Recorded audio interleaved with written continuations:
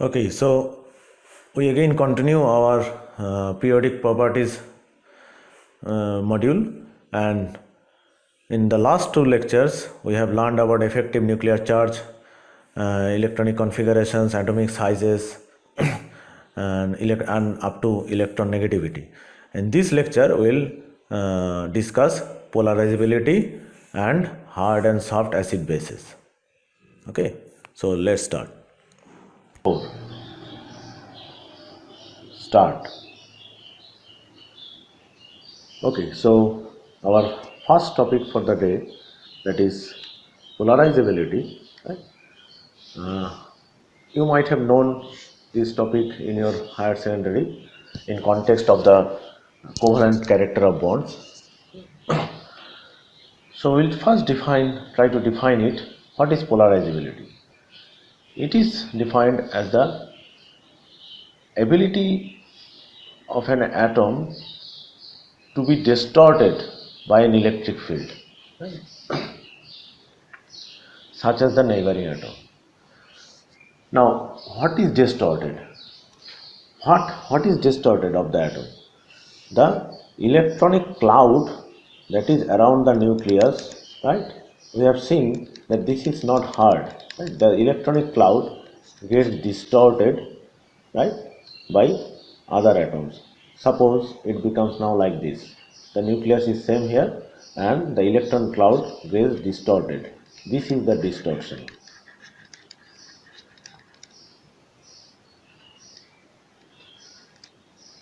Okay, and how it is done? Now this electron cloud is what? Negatively charged.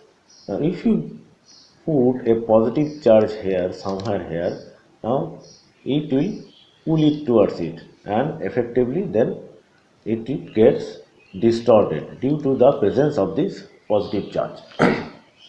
Okay. Now this is a very simple pictorial view that what is meant by distortion of the electron cloud or how it is polarized. This is the polarization. Now if we see the orbital picture, you can find the diagram here on the right hand side. There are two situations, A and B. Now let us see what are these things. Now suppose this orbital, the blue one, right? Let us take the example of A first. The blue one, these are the filled orbitals. Filled. This means what? This one is the highest occupied molecular orbital, or in this case suppose it is not the molecular orbital, I should not say, right? This is atomic orbital, so this is the highest energy occupied, right?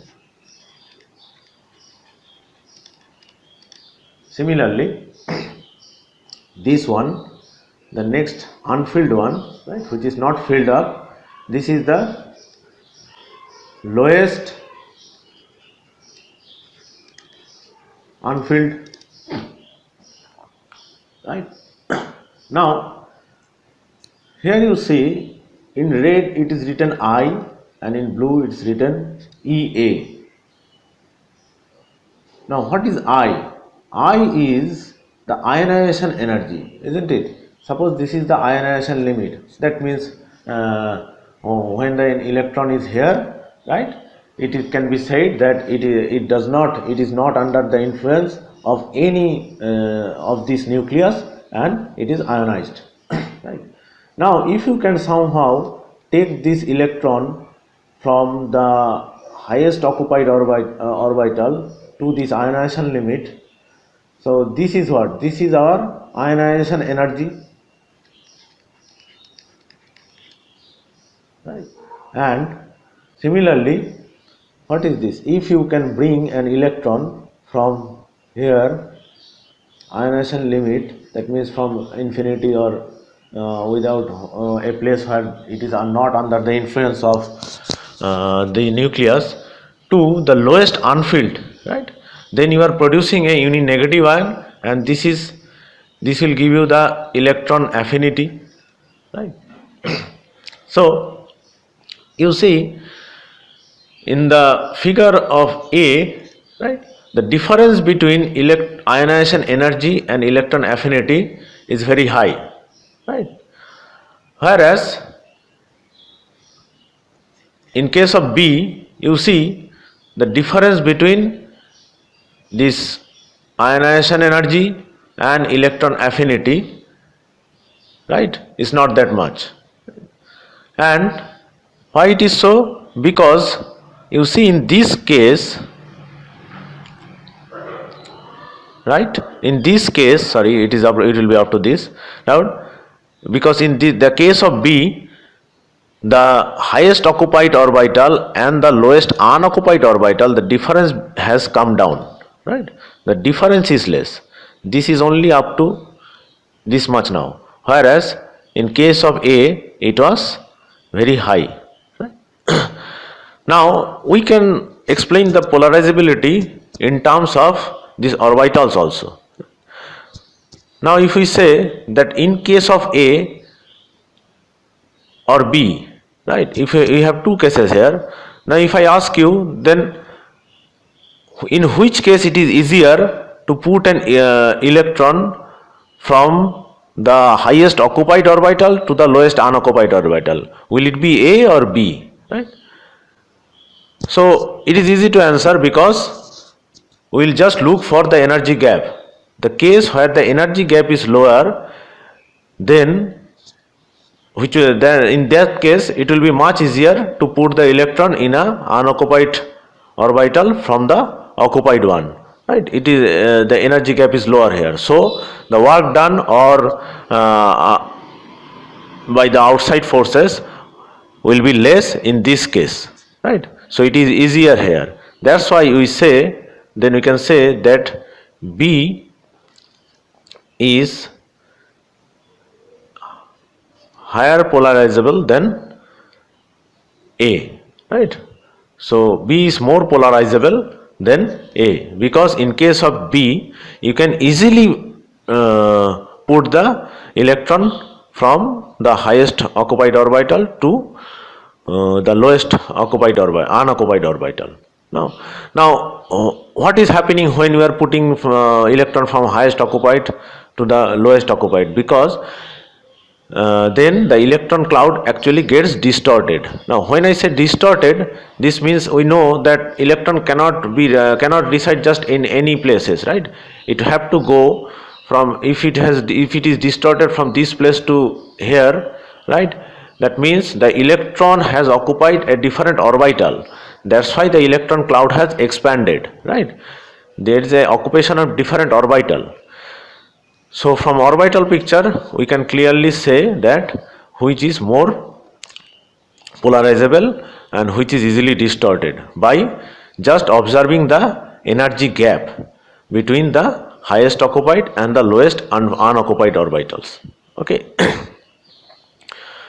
Now polarizability is more important to predict the covalent character of compounds, right? And nearly 100 years ago, Casimir Fajan proposed a set of laws or rules rather, right, or actually it's observations, right, which gives us tools to predict a compound will be more polarizable or not, or it will have more covalent character or not, right? Let's check one by one. His first law says that for a given anion, right, now we are keeping the anion constant, suppose here it is chlorine, right? For a given anion, the covalent character increases with a decrease in size of the cation and high charge of the cation. That means if for an anion, right, the size of the cation decreases, then the anion will get more and more distorted, right? And the charge also will help. More the charge on the cation, more will be the distortion of the electronic cloud on the anion. Now there are two cases. Suppose we keep first the charge constant. See, this one for the lithium ion, sodium ion and the potassium cation, in all cases we have unipositive charges, right? But the polarizing capacity of lithium ion is higher than the sodium, which is in turn is higher than the potassium ion. This can be explained by the increasing size that we read about in the second lecture of this video, the previous lecture, right? So as the radius increases, right, so the electron pooling capacity actually decreases, right? So the polarizing capacity also decreases as we go down the group for a cation of the same charges. But in a period, if we see, if we go from left to right, so there is an increase in the charge, right, from lithium to beryllium to boron. So in this case, it will increase in the polarizing capacity of the cations, right. Now in this picture you can see we have not shown the lithium, beryllium and boron. Instead we have shown for the next period, that is sodium, magnesium and aluminium. Just they are below this lithium, beryllium and boron, right. So the sodium is a unipositive, magnesium is dipositive and aluminium is tripositive ion. Now we have kept this chlorine constant, chloride ion constant, right. Now see, in case of sodium, it has already started, the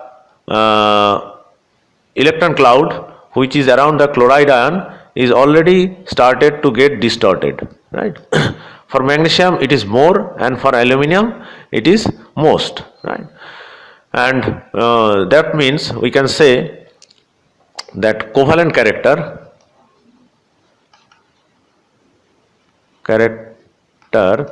of these things will be what? NaCl is most ionic, then magnesium chloride, and aluminium chloride is in fact a covalent compound, right.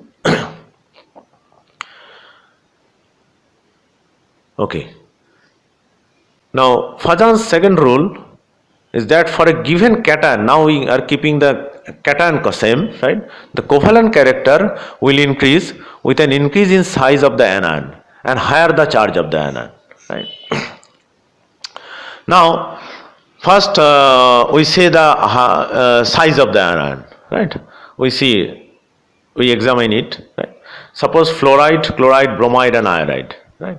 In this case you see in the picture we have taken fluoride, chloride, bromide, and iodide will be even more. And we kept the this cation constant. In this case it is all aluminium 3+. Now you see for fluoride the distortion is there but it is lower, whereas as we go to bromine the distortion is more and more, right. Why it is so? Because for large anions, right, they are easily polarizable. Why? Because these large anions, right, the electron cloud, right, the outermost electron is very much not under the influence of the nucleus, right. It's can be distorted very easily, right. They are not attracted very strongly by the nucleus as we increase the size.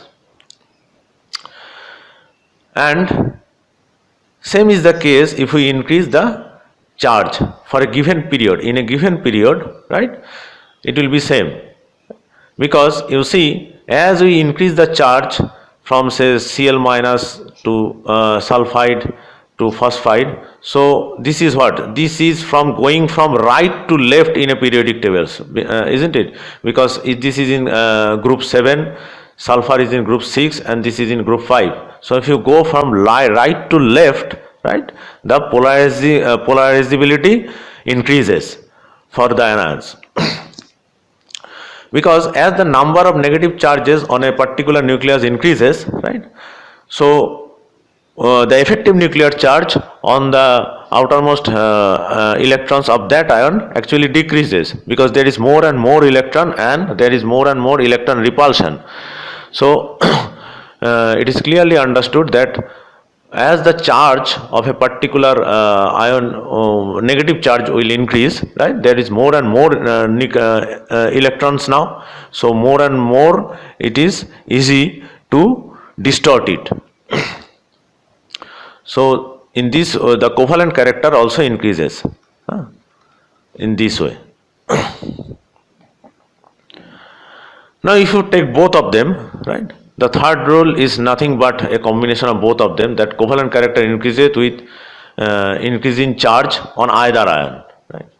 Now we take easily the example of aluminum chloride and aluminum sulfide.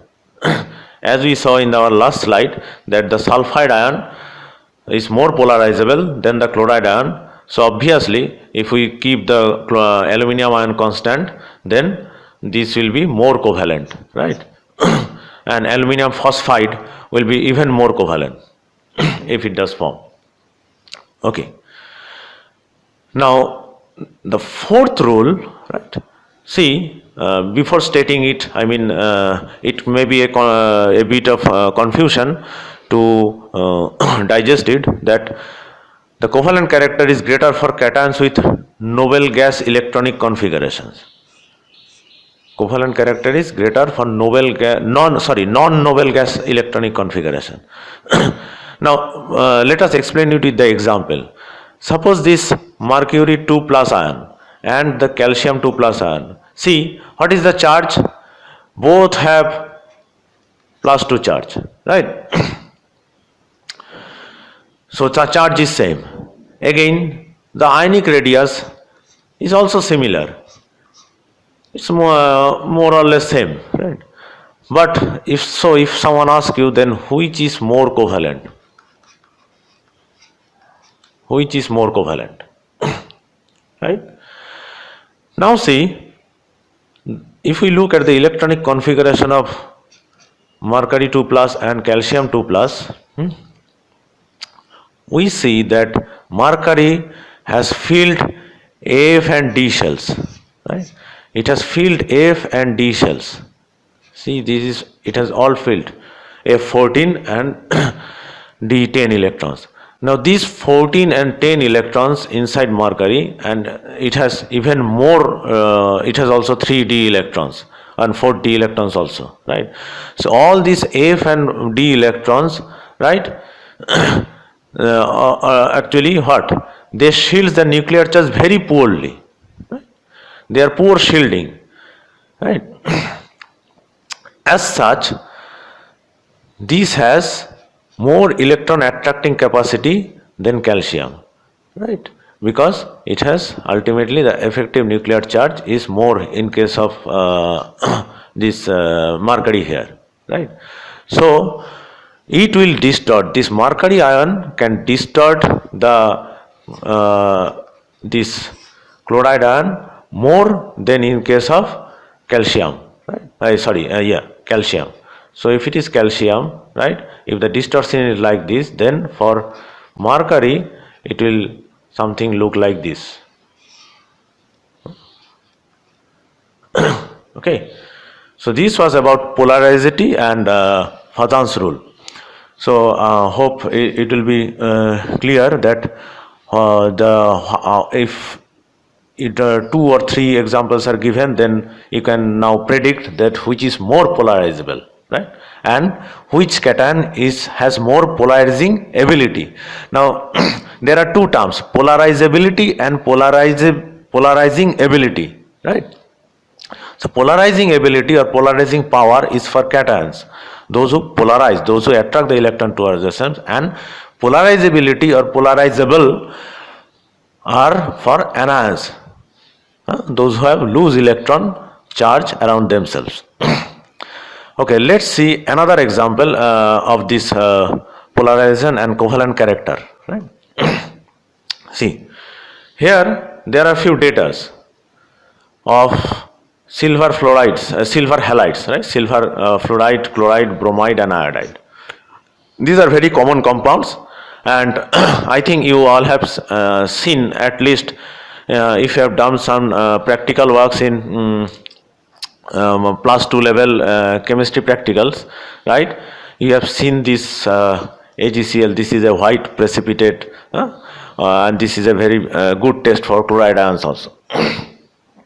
You put any solvent, any solution which has chlorides, if you put silver nitrate, it readily forms silver chloride solution. Okay, due to its lower solubility product. Now you see, in the second column you have the solubility product, right? So what we know, see, the solubility product is decreasing. Decreasing. See, the minus 10, then it is 10 to the power minus 13, 10 to the power minus 17. That means it is decreasing in this way, right? Now we know that lower the solubility product, lower will be the solubility. That means solubility is also decreasing.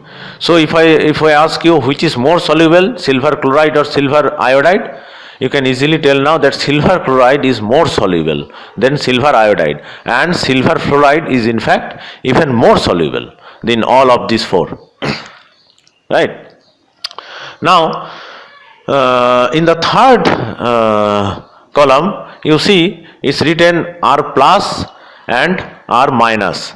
Now what is R plus and R minus? R plus is the radius of cation and R minus is the radius of anion. Okay, now radius of anion. Now if you do a sum of them R plus and R minus, that will give you the bond length, isn't it? Now this is of course theoretical, right? It's theoretical bond length, not the experimental one, right? Why theoretical? See, these are the experimental bond lengths. The experimental bond lengths only matches in case of the first one. This is fine, and the last column shows actually the difference, right? What is the difference between the theory and experiment?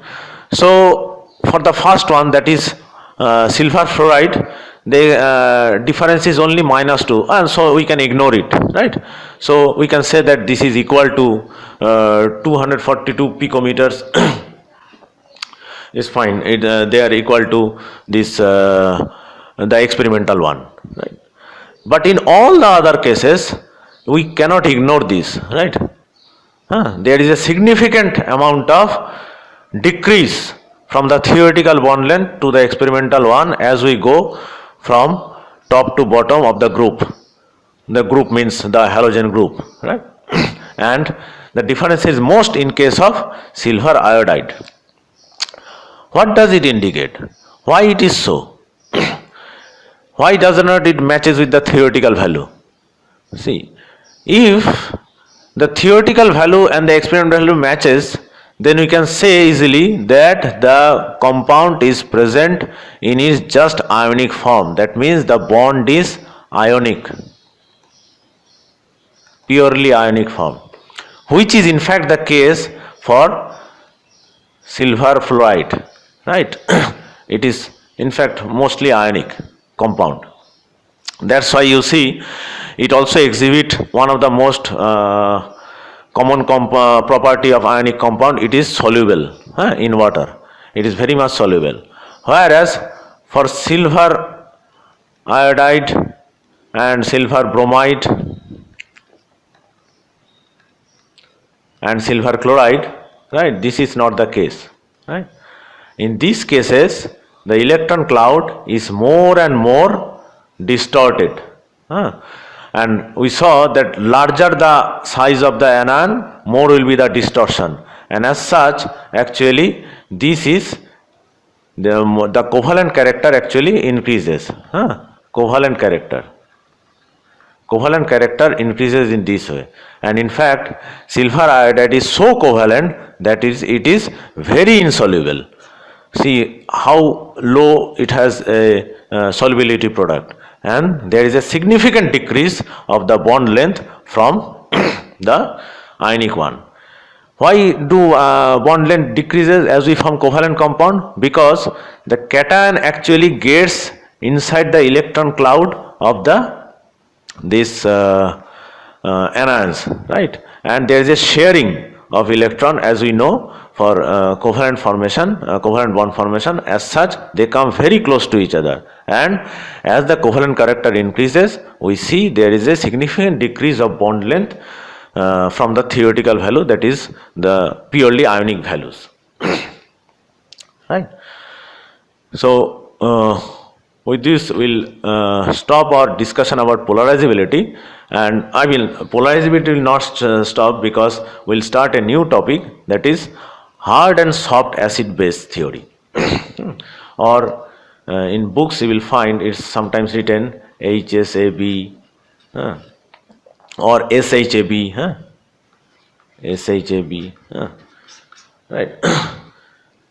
Hard and soft acid base theory. Now these two terms might be new to you, right? I don't know if it is someone if already learned about this hard and soft acid base theory, but I think most of you must have heard this term for the first time. So we see what are hard and soft acid base theory. You have learned about strong and weak acids, right? But first thing you have to remember that this hard and soft acid base theory has nothing to do with strong and weak acids, right? They are nothing to do with strong and weak acid.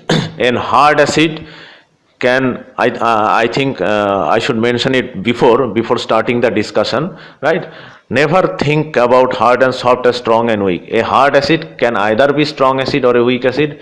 Similarly, a soft acid can either be strong or weak acid. Right? This is different, completely a different concept, right? Now you see these two gentlemen, very difficult to pronounce, of course, right? Independently discovered that actually they divided the class of metals in two parts, class A and class B,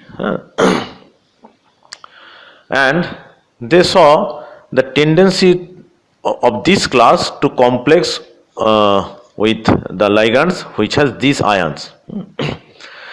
Now they found out, suppose we again take the examples of halogens because it is easier to understand. See, these are group 5, group 6 and group 7 ligands.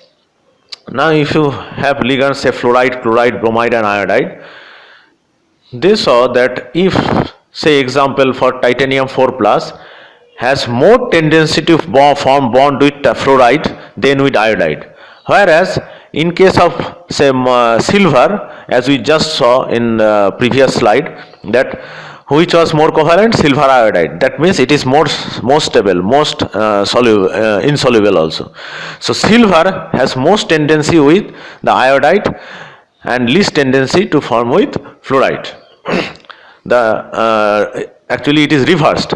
Then in case of for case of B, then it was in case of class A metals, right? Now if you have just look here very carefully, you see these are ions, metal ions, which are very small in size, high charges, plus 3, plus 4, and very small in size, because this is the smallest, right? You can also already see the proton H plus is the smallest possible ion possible. Okay, and the class B metals on the other hand are heavier metals, see, and small charges, all plus 1, and all these are heavier metals. Now these observations were put together by Pearson. This hard and soft acid base theory was first put by Pearson, who suggested the terms for the first time, hard and soft. For what? For class A metal, he said it is hard, and for class B it is soft. That means we have, these are called the hard and these are the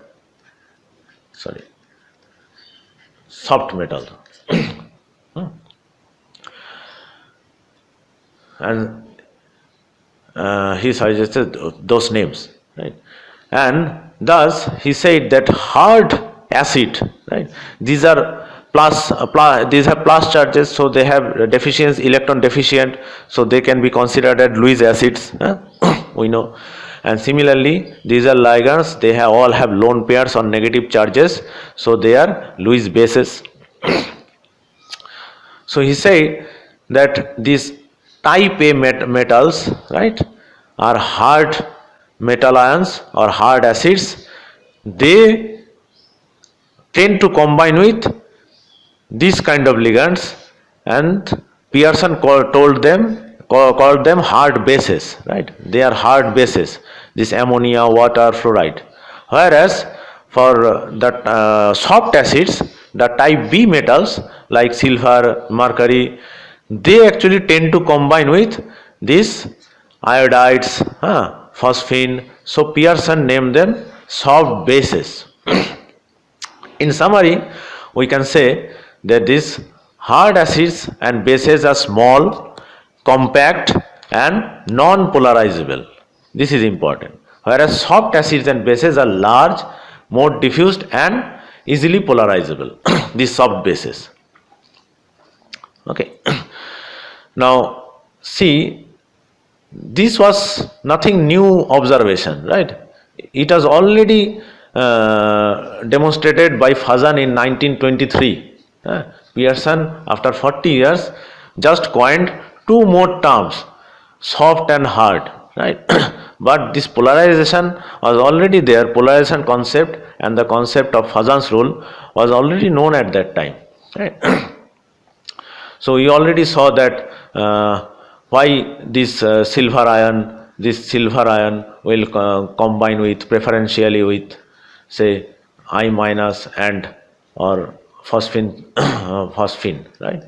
Because these electrons are easily polarizable, whereas for a metal ion of the type, say, iron 3 plus, will always try to combine with what? A fluoride ion, right? Why it is so? Because this soft interaction will lead to more covalency. This will lead to more covalent character, and this will lead to more ionic character, right? So this is the driving force between these two interactions. And Pearson actually classified these hard acids, borderline and soft. Now one thing you must say, that there is no hard and fast rule that these will always be hard and soft. It also depends on the chemical environment. And another thing is that we cannot say such that iron is hard or iron is soft, or fluorine is hard or soft, or nitrogen is hard or soft, right? It depends on the environment it is being presented, right? Nitrogen in ammonia is, yes, it is hard, but nitrogen in pyridine, we'll see, it's soft or borderline. See, here is a list of hard acid, soft acid and borderline. Now this is understandable. These very small cations, right? These lithium, protons, sodium, potassium are all hard, fine. And similarly these cations which are small charges, small charge, only +1, and large cations, heavier cations are all soft. Now you see, as I said, that you just cannot brand a element as hard or soft, right? You cannot say iron is hard and iron is soft, because there is an effect of the oxidation charge also, right? You see, iron here in +3 state is considered a hard acid, whereas iron 2, which is in lower oxidation state, is considered a borderline acid, right? Similarly, see, for the case of cobalt also is same thing. Cobalt, higher the positive charge, it will tend to be hard acid, because it is now more polarized, it has small in size, it becomes small in size, and the electrons are held more together. You can think hard and soft as this also, right? Why it is hard? The hard acids or bases are those who can held to their electron cloud more tightly, as if the electrons are very tight, right, as in cricket ball.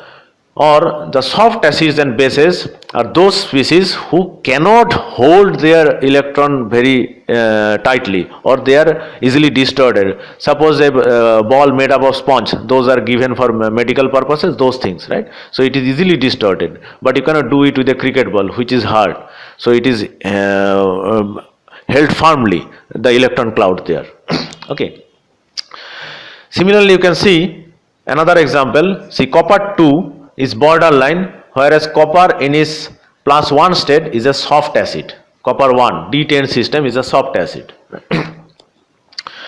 Again, you see sulfur trioxide and sulfur dioxide. See, it is +6 state, it is +4 state. So it is hard here. Similar things can also be found for bases, right? Soft bases and hard bases. As expected, fluorine and chlorine are very hard bases, and iodine is soft base. Now, interestingly, you see this hydride ion. H plus was the smallest cation possible. Of course, that was hard, but H minus. See why it is soft? Because it has only one proton and one electron in it. So it is very difficult. It is one proton and two electrons. It has two electrons. So one positive charge and two negative charges, right? So it is very difficult for the nucleus of an atom with just one positive charge to held to two electrons, right? So so it is very loosely bound, the electron cloud in hydride. So it is no doubt that it is a soft base. Now you see, as I said, again there are examples that you cannot brand something as hard and soft atoms. See, ammonia in NH3 is hard, but ammonia in pyridine is borderline. See, ammonia, the lone pair has nowhere to go, right? It is localized on this ammonia only, right? Nitrogen only. Whereas in case of pyridine or this aniline, right, the lone pair can revolve round, right? Is in conjugation. That's why it is softer, right? Okay. Now, as we saw in case of Fajan's rule, Pearson also put forward his tentative from these observations. This principle is as known as hard and soft acid base principle, or this is also known as hard and soft acid base principle, right?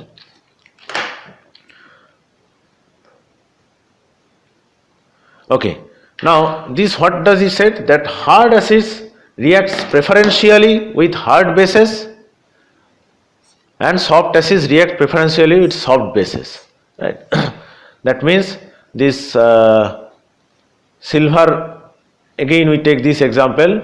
If silver have a choice, if you put in solution both the species F minus and I minus, who it will choose? It will choose to combine with iodide than with fluoride, right? According to this HSAB principle, right? Why it is so? Because it will lead to greater covalent character, and these hard acids will always try to form bond with hard bases, because that will lead to more ionic character. This will lead to more ionic character, and this will lead to more covalent character.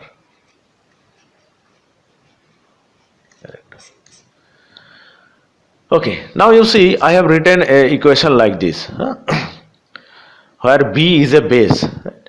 BH plus, B can be anything, H plus means proton, and CH3H plus, CH3H plus is methyl magnesium ion, right?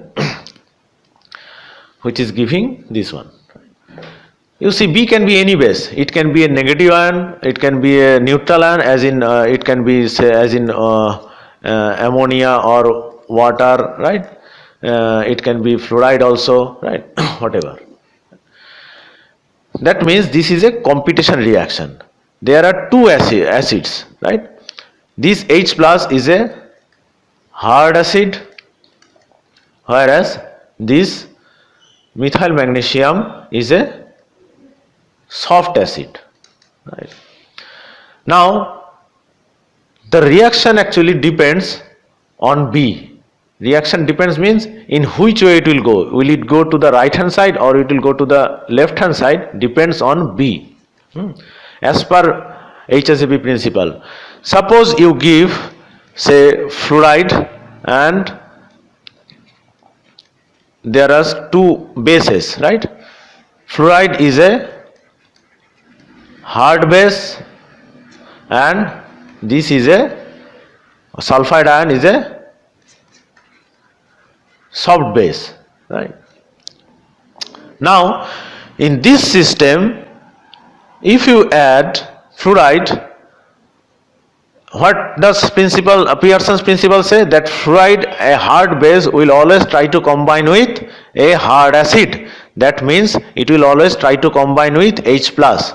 That means the reaction will always tend to be on the left hand side, right? It will form on this side, because it will then form what?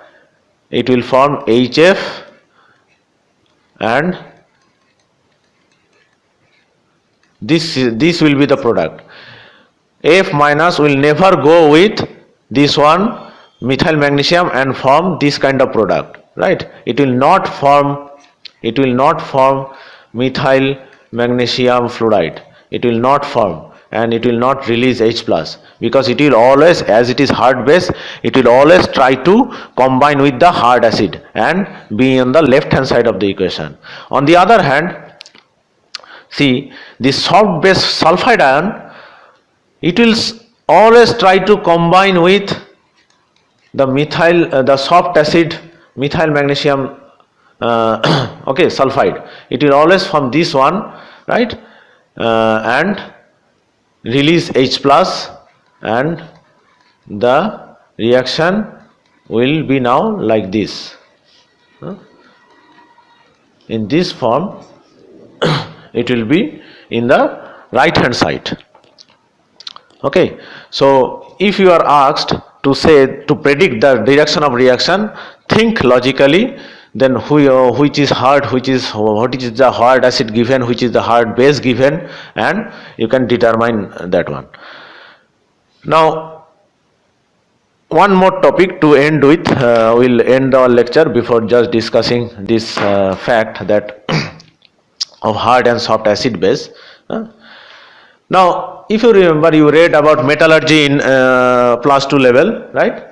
So what is the ore, main ore of, say, lead? So if you remember, it is galena, right? Of zinc blend.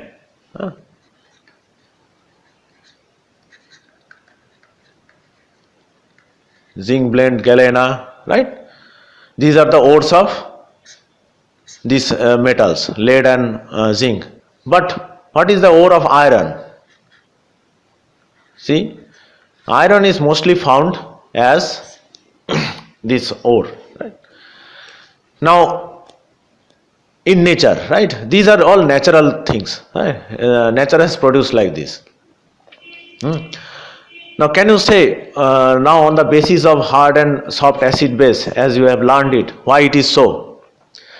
See, in this galena or zinc, the ions are 2 plus or zinc 2 plus, and here we have C plus, right? This is hard acid,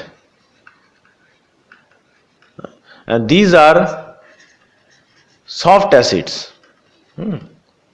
Now soft acids reacts with whom?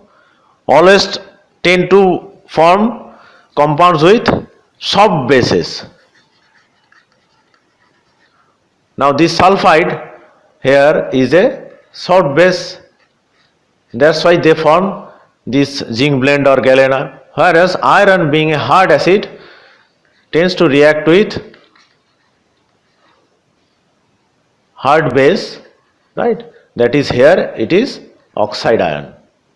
Okay, so this is another example, or some question may also come from here, that why zinc blende or zinc or lead irons are always found as sulfide, whereas iron is found as oxides.